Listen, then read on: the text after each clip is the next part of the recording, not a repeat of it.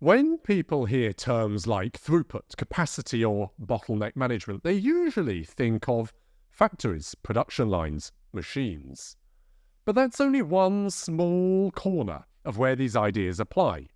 Throughput and capacity thinking applies to any system that takes in inputs, processes them through a sequence of steps, and systematically produces an output of higher value. And that includes far more industries than most people realise. Hi, I'm Lawrence Gartside, consultant and coach specialising in improving industrial and business operations. Check the links below for books, consultations, and my waitlist. Links below. At its core, the idea of an operational system is very simple. It takes in inputs, those inputs flow through a sequence of processes. Each process has its own process-capable capacity, and the system produces an output at a certain rate. That output might be a physical product, a digital product. It might be a service product combination. It might be data, information, or electricity. What matters is not what flows through the system, but that there is a flow of value generation. And wherever there is flow, throughput, capacity, constraints, and bottlenecks apply.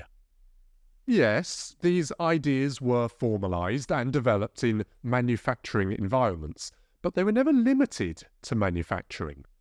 In a car factory, inputs include subcomponents, raw materials, and energy. Those inputs pass through manual and mechanical processes. The output is a completed vehicle, a higher value product. Now let's leave manufacturing. A restaurant. Have we really left manufacturing? Is it really so different? A restaurant takes in hungry customers, ingredients, and energy. It processes them by seating them, guiding them through the ordering process, preparing and cooking some food, serving it, taking payment, wishing them a nice evening, and cleaning the tables. The output is not just food. It is a completed dining experience. The sequence of processes are not just chopping vegetables and putting things in ovens. Processing customers through the restaurant requires many sequential processes, some which the customer being processed gets to see, others they do not. If any step cannot keep up, the system's throughput suffers. You cannot generate value unless customers flow through all stages. It's common to talk about product and service businesses as separate. A restaurant is a great example that is so clearly both.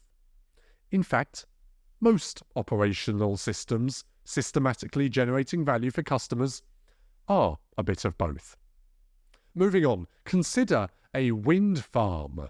The input raw materials are very cheap, just moving air. That moving air is processed through a wind turbine, and it creates some medium voltage, variable frequency, alternating current electricity.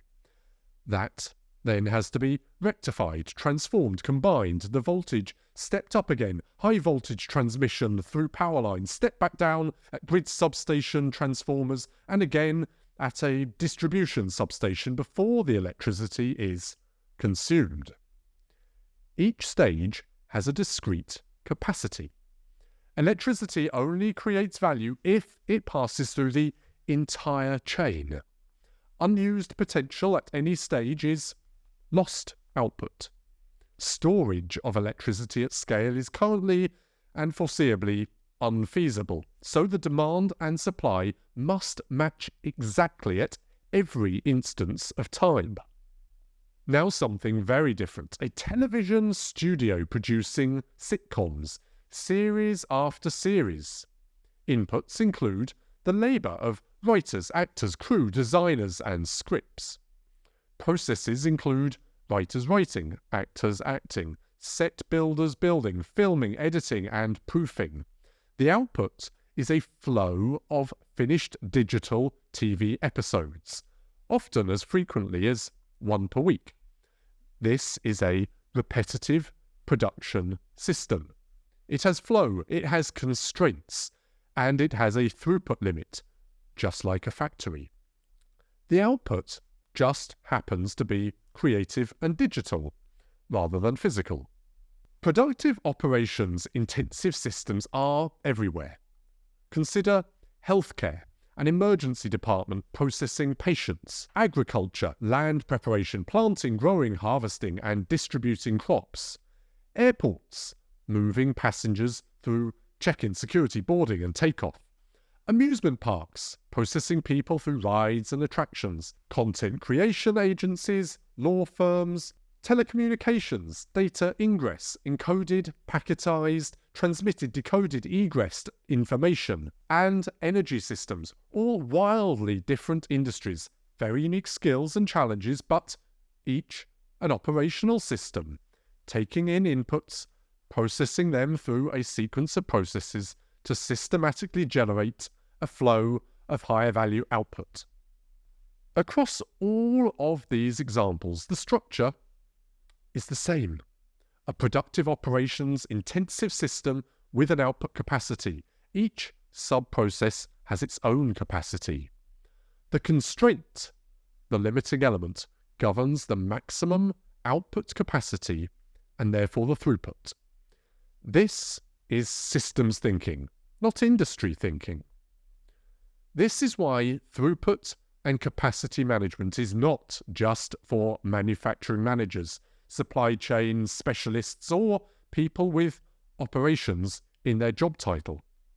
If you are responsible for a system with flow and performance is limited by capacity, this way of thinking applies to you. Whether your output is people, paperwork, pixels, or power. In my other videos, I go deeper, looking at how to identify the true constraint, how to manage systems around it, and how small, focused improvements create outsized results, especially when buying new capacity is expensive, slow, or risky. For now, the key idea: if your system has flow, then throughput, capacity, constraints, and bottlenecks matter, regardless of the industry. If this way of thinking resonates, follow me for more content on throughput, capacity, and constraint management.